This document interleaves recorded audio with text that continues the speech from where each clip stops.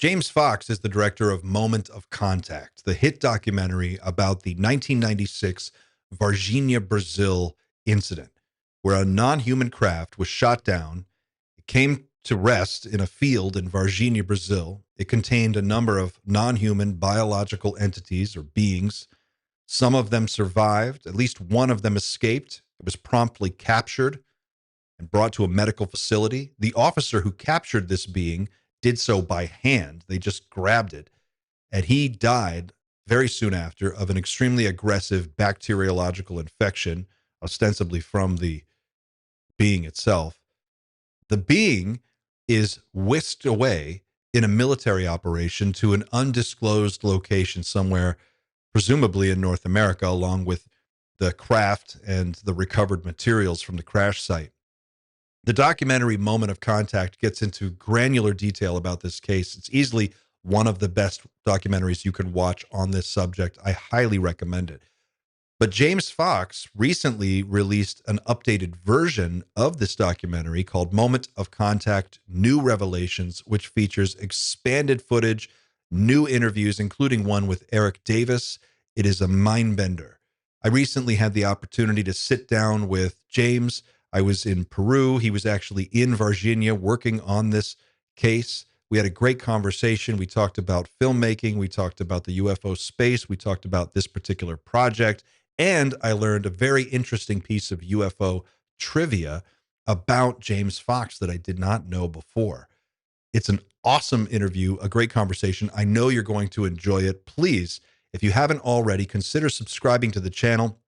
It doesn't cost a dime. It only takes a second, and it really is the best way to help us grow. And if you're super cool and you really want to help us out, you can go to teamnightshift.com. You can check out our merch. You can get on our mailing list. You can also become a member if you want to support the channel that way. Thanks for watching. I'll see you on the next one. Now, enjoy the sit down with James Fox. I just watched the documentary again, and the thing that jumps out the most is your reaction to everything that's going on, and just how like excited you are. You're like a 15-year-old kid, and it just comes through the screen how excited you are. And I'm curious about, as a filmmaker and as a UFO nerd and investigator, what is it about this world, this space? What got you into it? What is the motivation that drives you? Well, I would have to say that honestly, I kind of got into it reluctantly because I was convinced that it was all hogwash, and that there was clearly a conventional explanation to all of it. And I just had a very good friend of mine, very, very good high school friend of mine, that was just, they're here, they've crashed, UFOs, aliens. I remember thinking, oh my God, I'm going to have to cut this guy loose. I've lost my best friend, one of my best friends. He's lost his mind. So I kind of reluctantly got involved with it to prove it wrong, as I did with pretty much all the cases that I'd looked into, from Socorro to Rua, particularly Varginha. And, I start digging a little bit. Wait a minute. Like, maybe there is something to this, And so, look, I oftentimes ask people to, I'll answer their question with a question to them. And that is, if this is true, if this, if there was tangible evidence being withheld from the general public, from the world, that we're not alone, how significant would that be? And everyone's like, oh my God, that would be the biggest. Come on, that's what's age old question. Are we alone in the universe? That's huge. It'd be the biggest story, Well, I'm obviously now convinced that it's going on, right? And so I'm just incredibly curious, and I want answers on so many different things. Obviously, I'm having to come to the realization that I'm probably not going to get all the answers, right? Because I don't think anybody really knows what the hell's going on, really. I mean, the phenomenon's real. They're under intelligent control. Yeah. But what are their origins? What are their intent? What are we doing here? Those, I don't know. I don't know if I'll ever have those answers. Yeah. You've been working on this particular case for, what is it, like 15 going on 16 years now? Is that right? 16 years, yeah. And you just put out this update, New Revelations. Tell me, what is new about this? I saw the original Moment of Contact. What, for people who don't know, have you put into this that's the update? And what are you working on now to update it again? Yeah. So obviously it's an unfolding story, right? And I think next month will be the 30th anniversary. It's the time where people that were directly involved with the case, if they're in their 40s or 50s, they're now in their 70s and 80s, they're retiring, they're getting to that age where, they don't really have a whole lot to lose at this point by coming forward, right? They don't have a job at stake, these types of things. So we're really putting the squeeze on. I mean, I've been to Varginha 3 times this year alone, and I'm coming back next month. I'm getting in the inner circle within the medical community, the forensic pathologists, the head neurosurgeon who ran all the hospitals, Dr. Italo, Dr. Giannini, who studied the tissue samples from the deceased military officer, talks about the bacteria. That's science. This guy founded the company IPD that did the autopsy on the deceased military officer. These people aren't coming forward anonymously. This is like they're putting their names and reputations on the lines. Like, I've never seen any bacteria like this in the history of ever. The kind of stuff this does. We got detailed autopsy report stuff. We got the former chief of police, Pedro Aguirre, to come forward. He's a firsthand witness, talked about the activity as a military base, all the brass. And of course, we've got the head neurosurgeon who's still working, operating on people's brains today, right now at regional hospital, putting not anonymously saying, yeah, I had face-to-face contact with this creature and communication between 3 and 4 minutes. And we'd known that the creature was dropped off at regional, but we didn't have any testimony from regional. We only had testimony from Military X, who took one of the creatures, or possibly more, because it was loaded up in the truck, from Humanitas Hospital to Eza military base, and then from Eza to Campinas. And Campinas is when the United States Air Force plane allegedly came in and took everything. So we have all that new testimony for the first time in the history of the case, all not anonymous, all, their full names, their faces, nothing's disguised. And then if you've seen the latest cut, I include a sort of synopsis, a really brief snapshot history on the congressional hearings that have been happening in the United States, right? Because when this film first came out, David Grush didn't exist, right? I mean, that hadn't happened yet.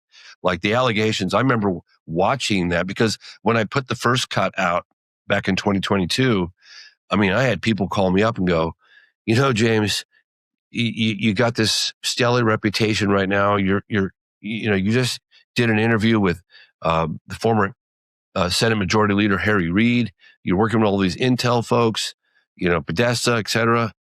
Do you really want to jeopardize your reputation and put out a movie about like an alleged UFO crash and live aliens walking through the town? Like, seriously? Is that really the direction you want to go in? But I remember thinking, I've been coming back and forth for well over a decade at that point.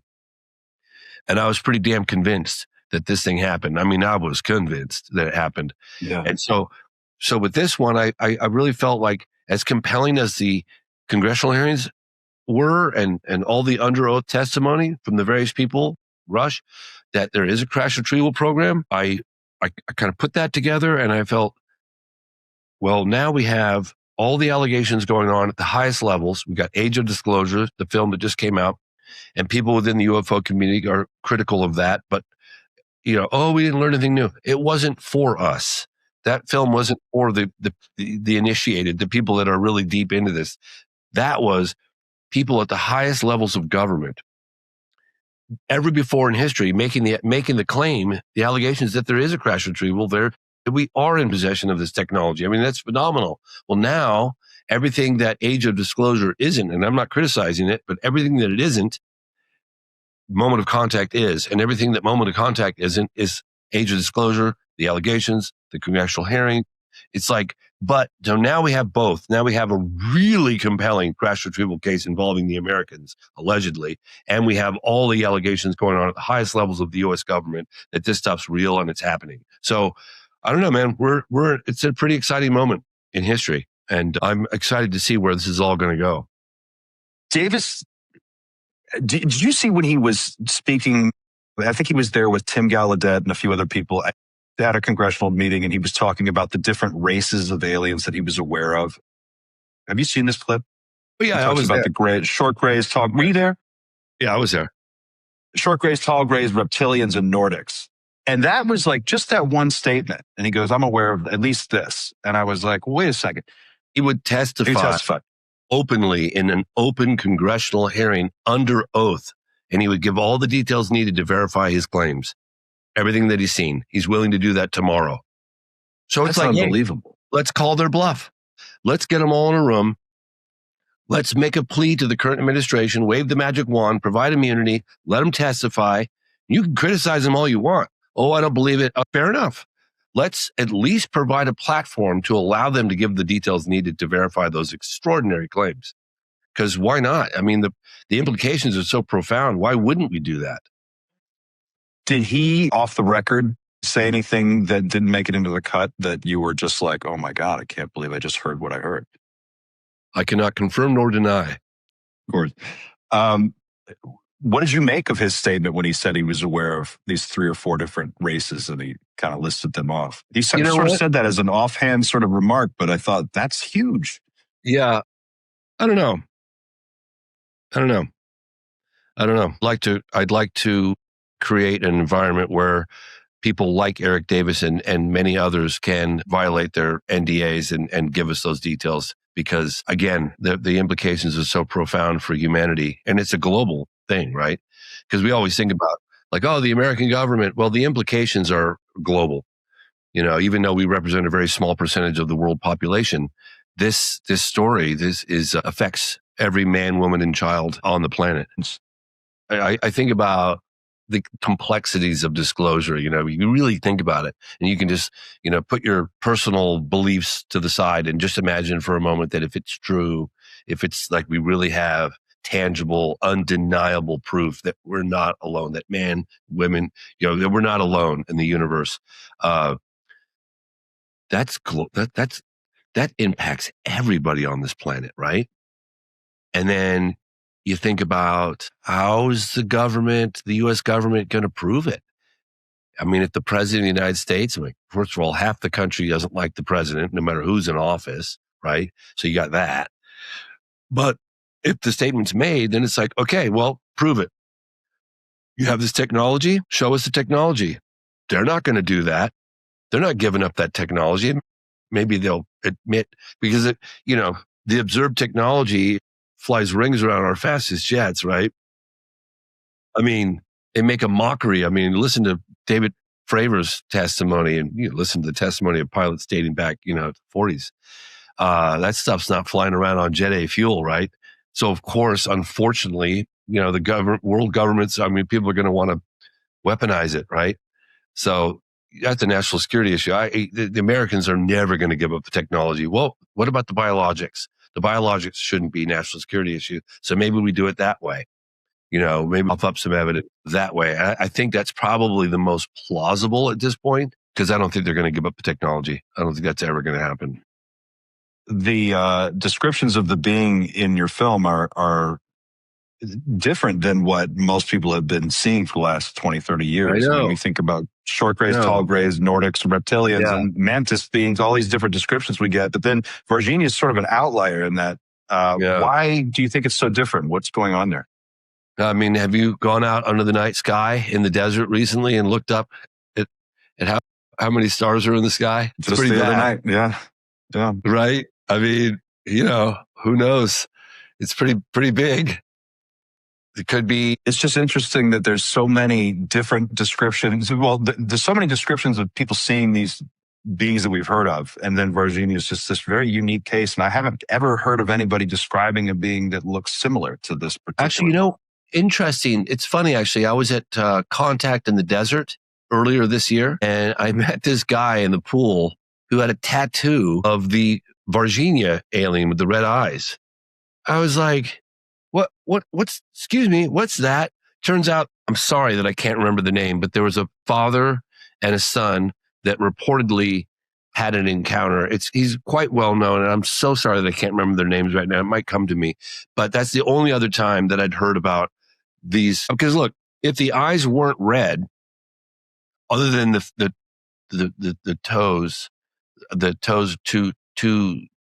two digits, and then it looked like maybe one at the back for stabilizing.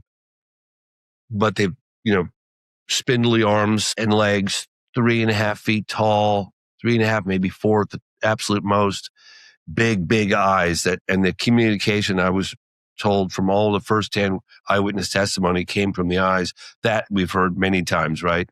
You look into the eyes of these beings. Another interesting aspect from that I was shocked to hear, if true, the head neurosurgeon, Dr. Italo Venturelli, said that despite the creature being in captivity, that it had control of the room, and that when he looked at the eyes of this creature, he could feel it reading all of his thoughts. It was just instantaneous, and that it was a much more advanced intelligence. And I kept saying to him, "What do you mean by that?"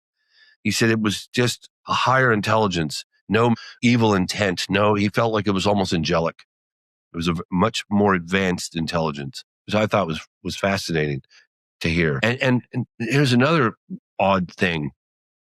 The 3 girls that came within 8 to 10 feet of it in broad daylight, it was the 2 sisters, Valkyria and Liliani, and then their friend Katya, who was 21, 22. They said it was suffering. It was really hot. And it looked weak and feeble, and it was clearly suffering, and it communicated that through the eyes. But they said that the skin was kind of brown and oily, right?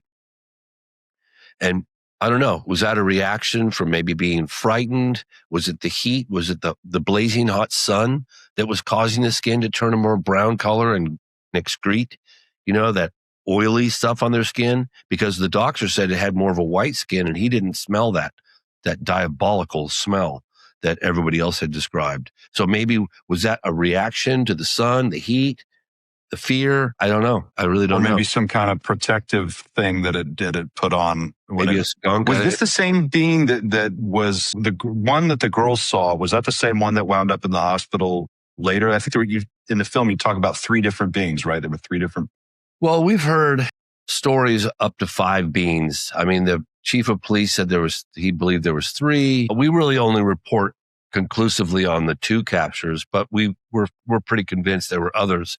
But we took a drone over the entire area, that whole where things took place, like the military blockade, according to the journalists at TV Princesa, the local news station where the military blockade was. You see that from the air, and then you see just a couple blocks away where the girls encountered the creature. It all matches perfectly, their encounter. And then just a couple blocks away, just a couple hours later, the alleged capture from Marco Schrees and Eric Lopes, right? And then you have a whole family of people that looked, if believed, that again, you also see from the air the proximity to all these various spots. The pieces of the puzzle are just line up perfectly. What could amount to none other than an alleged search and rescue operation, because the object that crashed was not a disc. It was a cylindrical shaped, like cigar shaped piece, right? It had a tear in the back of it and had this white smoke coming out. And it looked like there was I know this sounds crazy, but it looked like a search and rescue. And I kept saying, well, how do you know it was looking for something? And all the witnesses that we talked to said, man, it was low and slow, and it flew out, and it came back, it stopped, it went this way, like it was doing a grid search. And and then we had this video, this really good video of a disc at night. The same year, just a couple months later. And then I took out a map on that one. I'm like, wait a minute, that's just to the south of Varginha. It's not even that far. It's a disc at night, 1996, not that far as the crow flies from Varginha, just a couple months later. So we put that piece together as well. And then you've got the new witnesses from the cylindrical shaped Fabio Furtado. And then you've got the 2 farmers. And then you've got Carlos de Souza, the alleged crash witness, right? And then we go, well, let's get out a Google map and let's take a look to see if things line up. And they just absolutely perfect. Like sightings here, sighting over here, crash right in the middle. It's just everything, the pieces of the puzzle are starting to get put together. We still have more pieces. Like we were trying to get to the doctors. They were at Humanitas Hospital, and we have names, and we're getting on the inner circle within the medical community. We just had an unprecedented event a couple nights ago where we got all the doctors that we know of in the same room together for dinner. We all talked. Dr. Cesario, Dr. Italo, Dr. Giannini, Dr. Armando, the forensic pathologist, the individual who worked, Cesario, who worked on the military officer before he died. He was describing, like, I threw the kitchen sink at him. I've never seen bacteria not respond to all the antibiotics that we put in him. I've never seen it before and never seen it since. Dr. Armando, who did the autopsy and then providing the tissue samples to Dr. Giannini, who founded IPD, the company that did all the work, talking about never seen bacteria like that. So that's incredible. It's never before, right? I mean, we really have science in this, like people talking about the bacteria. It's incredible. But there are more questions now. We don't know. We heard that there was a live creature at Humanitas. We also heard that there was a dead creature at Humanitas. But we need further firsthand eyewitnesses from the medical community at Humanitas, and we're working on that. Did we shoot it down? Did the Brazilians shoot it down? Somebody shot this thing down. Did you ever get any information on that? And do you know anything about why was this thing where it was? What is it about Varginha that is so, is there anything there that's unique? I was just, I've been wondering this for a while because I kept thinking, okay, all these witnesses are describing this cylindrical shaped object, the cigar shaped object, about a little bigger than a school bus. I'm going, okay, what could cause a gash in the back of a UFO like that? Could a meteorite have hit it? Could it have been struck by lightning? Or did it get shot at? And I was talking to someone, I'm trying to remember the individual's name, just a couple of days ago. And they said the Americans were aware of this object coming down, and they provided information to all the Brazilian authorities, military, this is incoming. So I wonder, and I don't know. And I'd like to know, I don't know, that maybe the Americans have some sort of weapon that shot at it. I know that sounds crazy, but it's kind of what we do. We shoot first, ask questions later. I mean, unfortunately, look at UFOs over Washington, D.C. in 1952, 2 consecutive weekends. I report on it in The Phenomenon, and they had authorization to shoot then. I don't know what sort of additional weaponry they have today, or 96, how many years later that is. But I don't know, mate. I wish I knew. I don't know. I don't know. Are you familiar with this guy, John Weygandt, Lance Corporal John Weygandt? Does that name ring a bell for you? I was present at that interview, the first interview he ever gave with Dr. Greer. And I actually that guy left an impression on me. And I wasn't ready to hear about crash retrieval back then. I just wasn't ready. It was too much for me. But I did look that guy in the eyes, and I saw how scared he was. And he almost didn't give the interview. He was that scared. And his testimony, oh man, I don't know, man. I was pretty impressed. I was like, wow. I think it was the same year or close to it, right? It was mid-90s. It wasn't his in Peru or something.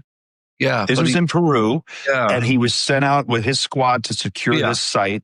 Yeah. A craft and he described it as being shot down. He said that he even knew what they used to shoot at it, and it exploded like a shotgun in the air, blew the back of the thing open, and it crashes down, and then there's this goo coming out. Yeah, it was an egg-shaped object, was it not? But then the most interesting thing is he's like, within like minutes, as soon as they got there, he's like, these huge aircraft came in, the Americans showed up, these guys in space moon suits got out, all these guys with Department of Energy on their jackets got out, they secured they arrested him and the other Marines that were there. Oh, he was threatened. He was very scared. Well, he talked about how there was a monitoring center that was there. It was ostensibly for drug interdiction, but they were looking for craft, and they caught one of these craft coming in and they shot it down. It sounded so similar to what you're describing in the Varginha case. I couldn't help but put the two together. I can't believe you were in the room when that interview was. That's crazy. Yeah, and I've only seen like a brief snippet of the interview, and I was like, oh my gosh. I kind of put it in the back of my head because honestly, mate, I don't think I was ready. Even though I was working on UFO films at the time, it was just like in the late 90s, might have been 2000, I was starting to make my second UFO documentary, Out of the Blue. And my friend, and I had already met that guy through Stephen Greer, right? I just operated the camera. I was in the room and I was like, man, boy, that guy, I really. Did you shoot that interview? I shot that interview with, yes, I operated the camera and shot that interview. Yes. That's so cool. But I don't know how to describe it. It's just like when I heard about Varginha in the late 90s, or maybe it was 2000, something like that, from my partner, Tim Coleman. And he'll tell you to this day, he was like, mate, you dismissed that bloody case so quickly. And I said, I know, Tim, I did. He was angry with me because I wouldn't even read one sentence about it. That's why I can see the reaction from the mainstream media on this, because they can't even process it, can't wrap their mind around the likelihood of such an extraordinary event taking place, right? That was me. That was me when I was making UFO films. I saw that interview with him. I was there. I met him. I sat down with him. I got to tell you, man, I was like, Jesus, this guy is really God. It's almost like a mirror image of the Varginha case. I'm watching it, I'm like, this is the same situation. Almost exactly. Yeah, no, it's very compelling to put those two cases together like that. I wish more people on the American side would come forward, but these guys are just terrified. People are terrified almost 30 years later here in Brazil. Like, not just for the public ridicule, their jobs, their pensions. Like, look at Eric Lopes. Okay.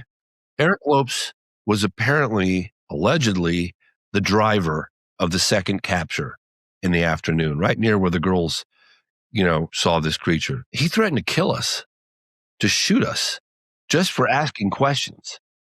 It's like, if that guy didn't have anything to hide, what's being said to him?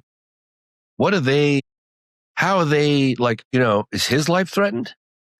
I'm just trying to ask a question to this guy, right? Yeah. Just like, hey, were you driving the car in the second? Just ask a question. You'd think he could just come outside and say, hey, this has been a huge misunderstanding. Come on, man. There's nothing to this. I wasn't there. Please, let's just, for the record, no, he doesn't do that. He threatens to kill us, all of us. Bullets are right there. Right there. Yeah. Like, the reason why I'm saying this is because that makes me go, what's been said to him? How has he been threatened? You know what I mean? Just like that other guy, Weygant, talked about. He was saying, I remember this part. He goes, hey guys, I'm on your team. What are you doing? Like, I'm with you. We're on the same team here. And I think they even threatened to throw him out of a helicopter. I can't remember, but I just remember he was threatened big time. And when he was about to go on camera, I saw in his eyes the fear. I was right there, man. So I don't know what these gangsters are up to, or like how they threaten people, but the people are freaked out, man. The witnesses are really freaked out. No question. One thing that I really think you do extremely well as a filmmaker is you tap into that human element, that human emotional. The clue is in the name, moment of contact. It's like you see these people and their reaction to the being. And I think what stood out to me when I'm watching it is the people who are encountered the being are not soft people. These are, they're not, and they handle it. They handle it actually very well. And this excuse that we hear, society would collapse and the public's not ready, I don't buy it, because everybody that you talk to handled it. I think it's more than that. Do you get a sense that that's just a smokescreen and they're more concerned about just the technology or totally? Look, if we go on the assumption that a crash really did happen and that the Americans stepped in and took everything, there might be some sort of, and we know what the Americans are capable of doing from what we've heard for decades. They threaten. I interviewed witnesses from Roswell because I had the opportunity to go there in 97 for the 50th anniversary. And if people there in their 20s and 30s that were witnesses at the time were in their 70s and 80s, right? And they all said to me, and I got a lot of it on camera, and they said, not only are they going to, you say a word about this, not only are you're going to be picking your bones out of the desert, but your family's bones out of the desert. That was said in 1947, according to all the witnesses that I met with. A lot of them said it on camera. So it's like those threats were real back in 47. I don't know, the Americans stepped in. The ontological shock of it all, maybe that's of concern, but I think it's the technology, man. That's what I think the secrecy is all about. I think They're just like, we got to figure this technology. Think of the edge that you can have on the rest of the world, the global domination, if you can successfully, harness and reverse engineer that technology. That's what I think. It's speculation, but it's informed speculation. Sure. Yeah, I want to go back to the IPD guys. What does that stand for? It's the Institute for the. I have the acronym in my head and I can't remember right now, but it's basically a laboratory that does, tissue analysis, blood analysis, bacterial, and not just all that deep dive into, forensic pathologists. There was now separate from that, there was the radiologist that you talked to, and he was like, they watched me do the exam, do x-rays, and then they took the shit and they left, and they were like, this is over, you're done, thank you for your time. But the IPD guys didn't seem to say anything like that. Do they have any records that you're aware of the bacteria or the samples or any of the data that they gathered? I mean, if they saw some of this bacteria and saw how it performed, they must have paperwork on it somewhere. Oh yeah, no, we were given a long form analysis. What do you call autopsy report? And Chris Ramsey actually did it. I provided a copy in just, I don't know, a month ago, 6 weeks. Chris Ramsey has got that podcast. He had it all translated and did a deep dive into that analysis. And I think he's releasing that soon, very soon. I'm not sure exactly when, but because we just because people are going to talk, well, you got the autopsy report and you didn't go to do a deep dive into it. Well, the film was pretty much, we got the autopsy report, but we were delivering the movie, and we do have them directly talking on camera about what they saw, but we didn't do a sort of deep dive into it. Look, I can provide you, if you stay in touch with me, I'm happy to provide you the autopsy report, and you could look into it yourself and you can report on it on your audience. I'm happy to do that. But all I know is from what the lead guy who founded the company, Dr. Giannini, said, that the bacteria performed unlike anything he's ever seen on Earth. Never before, never since. And they're talking about exhuming the body and seeing if they're trying to do that right now. But the family, I believe the family was okay with it. But then there was another body that was another casket that was put on top. And now they have to go and get permission. I'm going to talk to the mayor about this. They have to get permission from that family to pull that coffin out to get access to Marco Strisi, which is below. That's what I'm told. So it's ongoing. James, thank you so much for taking the time. I would love to follow up with you again if you have the opportunity. Stay in touch. I'm happy to get you that autopsy report. Outstanding. Thank you so much, James. I appreciate it.